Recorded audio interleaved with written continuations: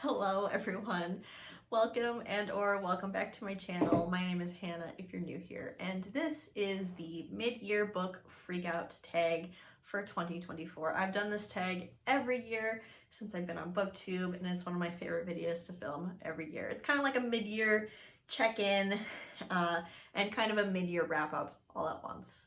So let's get into the questions. The questions, as well as the original creator, will be in the description down below. The first question is the best book you've read this year. Now, this is always a hard question to answer, but I actually think I have one book that is the best book I read this year, and that is The Ninth Reign by Jen Williams. This is an adult fantasy, and this is the weirdest, wackiest, most insane fantasy I've ever read. It's so unique and different and interesting, and I was captivated by this story. This is about a cast of characters who team up and are discovering some ancient secrets about their world, about themselves, and about their own peoples. This kind of has like a vampire-esque people, as well as witches, as well as monsters. There are eldritch horrors happening in this story. It's just a wild ride. I absolutely loved it, and I read this book in a 24-hour time period. Like, I could not put it down. The second question is the best sequel you've read so far this year, and that is Paladin's Faith by T. Kingfisher. This is the fourth book in the Saints of Steel series, and the first book is Paladin's Grace, and I thought this one was probably one of the best books in the series, not just the best sequel, and I absolutely loved it. This is a fantasy with a heavy romantic subplot. There's a little bit of spice if that's what you're into, and there's great adventure and action and a great mystery at the heart of this story, and I absolutely ate it up, and there will be more. Not only that, but this answered just enough questions and was a satisfying installment on its own, but it also opens up the world for another installment, which is the best, in my opinion.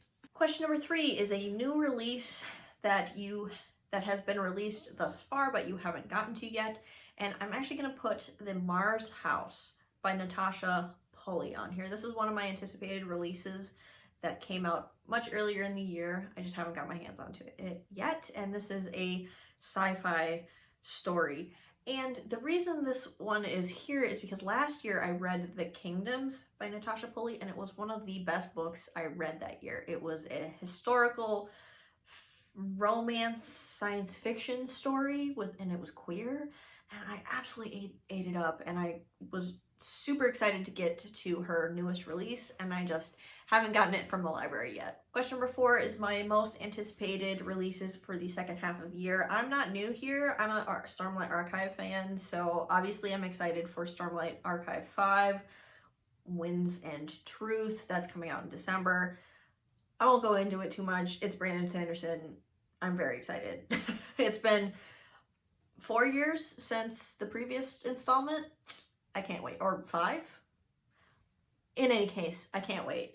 But another answer I will give is actually A Sorceress Comes to Call by T. Kingfisher. T. Kingfisher, I've read 20 books by her, and I have enjoyed pretty much all of them. There have been a few duds, but very few out of 20.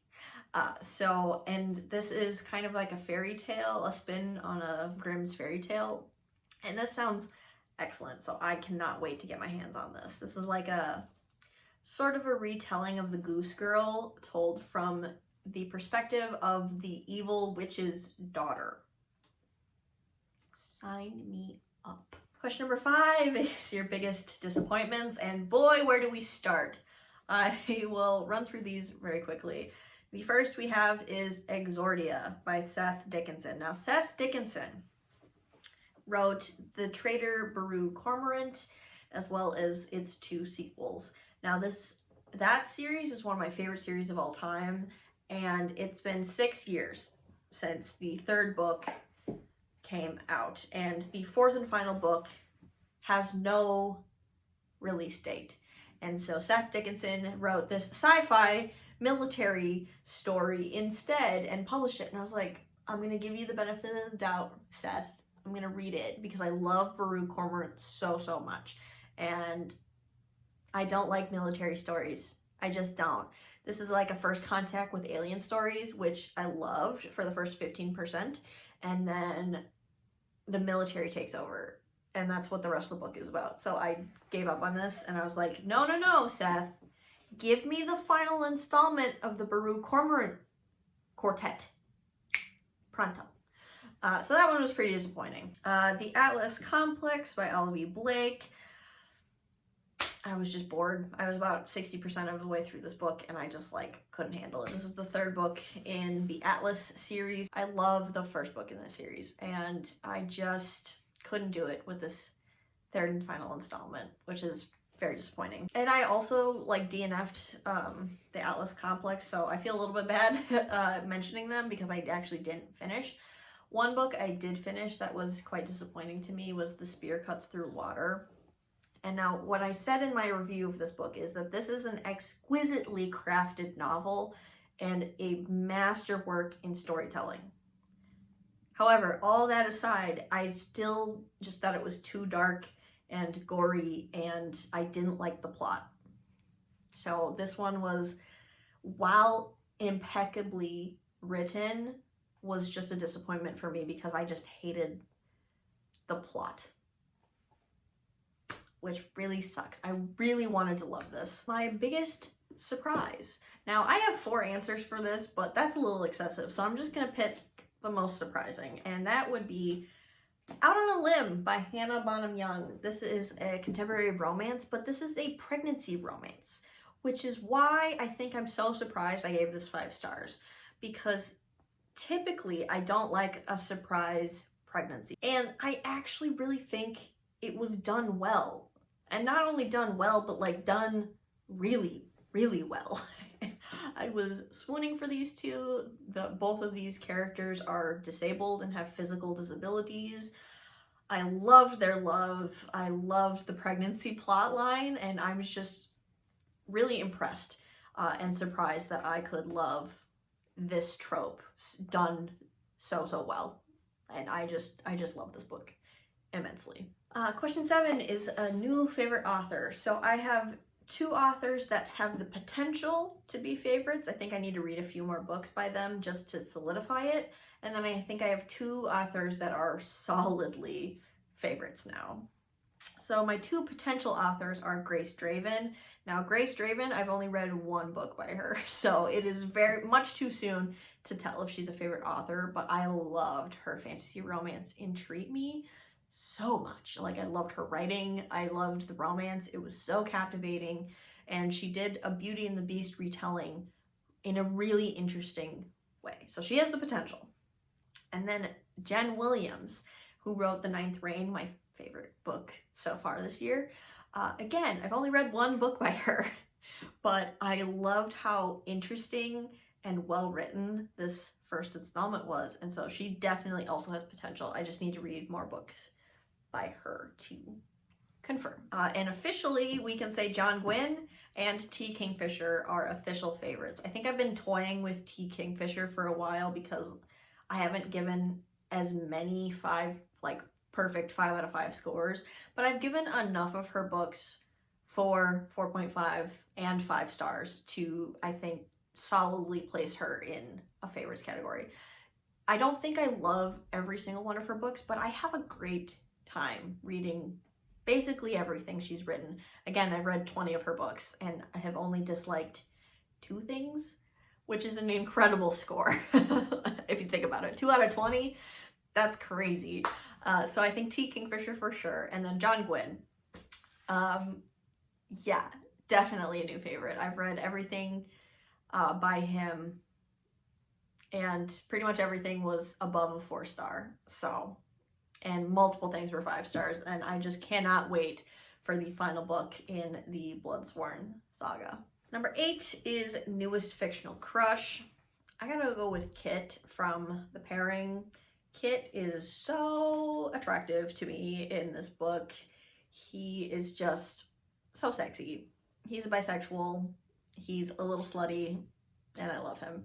Very succinct answer, but like, I hope y'all have a chance to read The Pairing because I love that book and I love Kit so much. Number 9 is newest favorite fictional character in general, and I really like Vintage from the Ninth Reign. She is a vintner who is more interested in like archaeology and scholarship, and I just love her mannerisms. She calls everyone darling. She's 45, and I just love reading about middle-aged slash anywhere from 25 to 55-year-old protagonists. I just love that. And she carries a handheld crossbow with her everywhere. I just love Vintage as a character. Number 10 is a book that made me cry. I didn't do a ton of crying this year with reading, but I did tear up a little bit when I was reading Just for the Summer.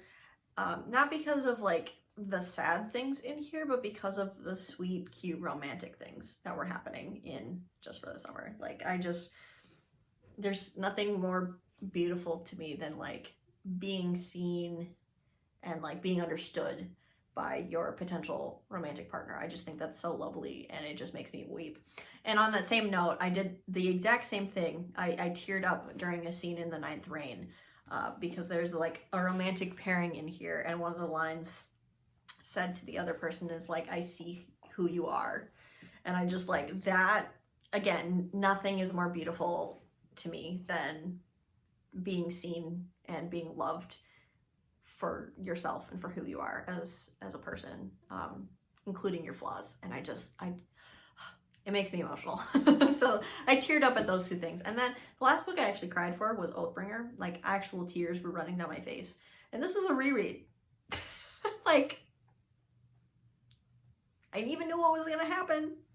And I still cried like a little baby. The next question is a book that made me happy, and I love A Man and His Cat, this whole manga series, deeply. It just makes me happy. It's like a slice of life story about this man who adopts a cat, and his whole life kind of changes. And it's just adorable.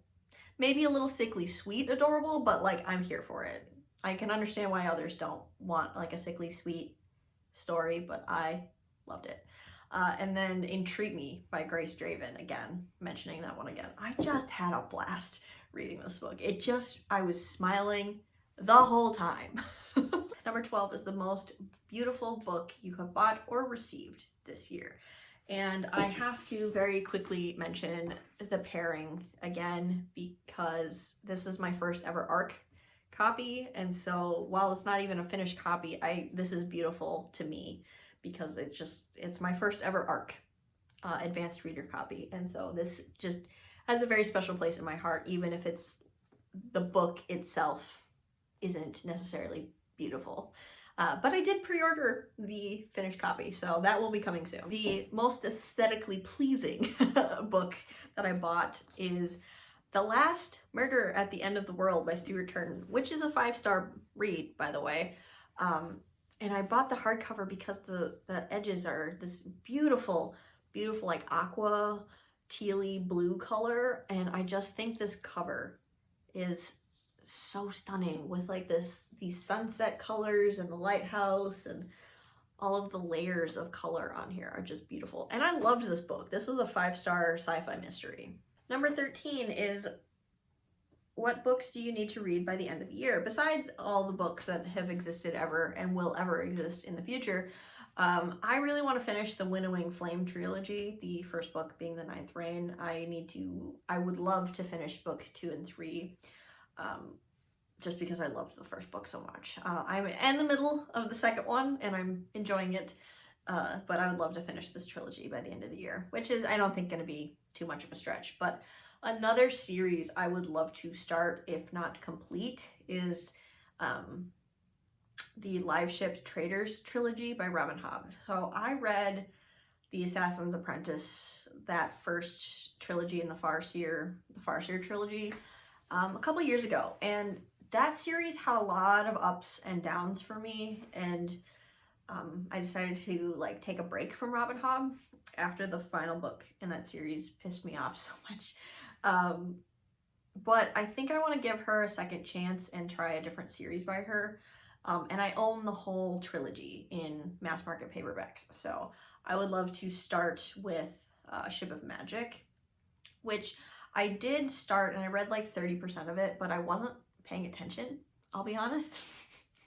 I was listening to the audiobook and I just was like zoning out, and it was me. Like, I was in a bad mental health state, so like it definitely wasn't the book. So I want to give this book another chance and like actually pay attention, and then hopefully, if I love it, read the whole series. So that's a goal for the second half of the year. The last question is your favorite Bookish community member, and I think I try to name different people every year, but I can't honestly remember who I've already mentioned, but I really just have to give a shout out to Tori Morrow, who's kind of primarily a sci-fi reader, Mina from Mina Reads, love you girl, Kayla from Books and Lala, I love her content, even though our reading tastes are completely different. Who else? Chandler Ainsley. I've mentioned Chandler before, but mention her again.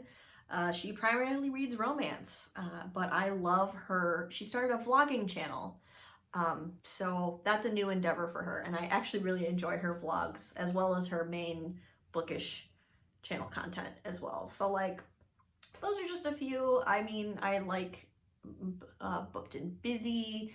I like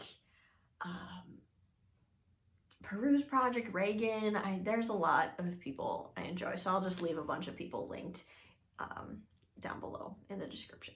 Thank you so much for watching. It's the end of the video.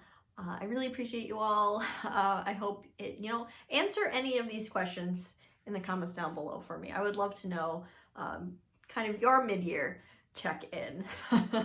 Thank you so much again for being here, and I will see you in another video of mine very soon. Bye.